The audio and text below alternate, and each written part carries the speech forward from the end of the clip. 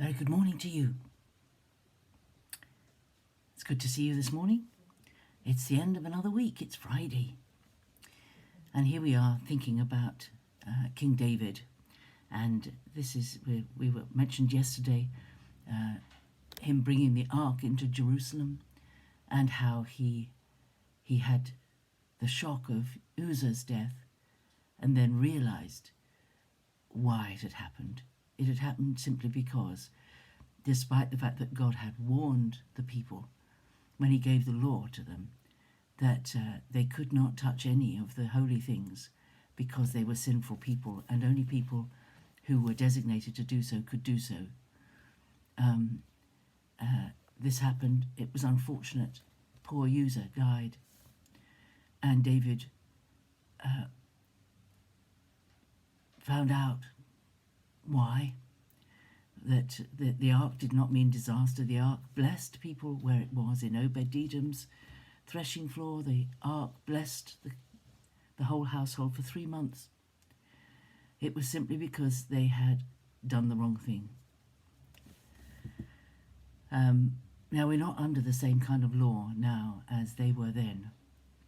And we don't have the same rules and regulations about who can do what within the church of God. There are certain churches that hold rules about what you can and can't do when you're a member of God's household. But in the New Testament, there is no indication that only certain people could do certain things within the church. It was God's choosing what anyone did. And there were no laws in the New Testament church about who did what. And we've put in some Old Testament type laws in some churches. And then there are other churches who do not hold with any of those rules and regulations. And I believe very firmly that the new covenant has set us all free. So we are all equal. There is no Jew, there's no Greek, there's no hierarchy. In one sense, there is leadership appointed by God. But there aren't the same sort of rules because we are all forgiven. We are all, when we come to Jesus, our sin is forgiven and we are made righteous in God's sight. And so there isn't the need for the kind of order that they had in the Old Testament. And certainly the New Testament tells us that there is only one mediator between God and man, and that is Jesus, that no one else is necessary to plead with God on anybody's behalf except Jesus. And we come to the Lord Jesus, and we come to the Father through Jesus. And that is a wonderful thing. But when the ark was moved, and it was moved not into the temple, because the temple hadn't been built yet, it was moved into the tent that had been set aside for it. Just as Moses had set aside a tent, so they did in these times. And as they came into Jerusalem, the city of David, David and all the people moving the ark were celebrating, rejoicing, praising God.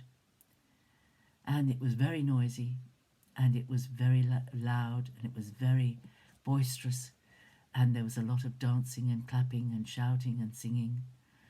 And actually, very few of our church meetings ever reflect the kind of boisterousness that went on this day. When you read it, there was so much noise and leaping and dancing and clapping. I mean, I've spent my lifetime coming and going from churches where the expectation is that when you're truly in worship with God, you are very quiet and very reverent and very subdued. And it paints a very different picture to this picture of David coming into Jerusalem. And when I worship, I'm always moving, because it's just how I just feel that every part of me wants to worship God. And I'm up on my feet mostly, as long as my knees can take it. I'm up on my feet with my hands in the air, clapping at times and singing. And David, there were those who looked at David, and there are those who look at people like me in worship and think, Why doesn't she just sit down and keep quiet? Well, there's something in me that just wants to say how wonderful God is, and to celebrate and shout and sing. I feel a bit like I'm at a football match, not that I go to football matches, but at a football match when your side is winning, you get excited and you shout and you scream and you sing at the top of your voice because you're winning. And we know we've won because our great goal scorer has scored the final goal, and we have won, and we have a lot to celebrate. So that's my first thought, is when you read through the Psalms, when you think about the Psalms, so many of them include things like clapping your hands, shouting, singing a new song to God.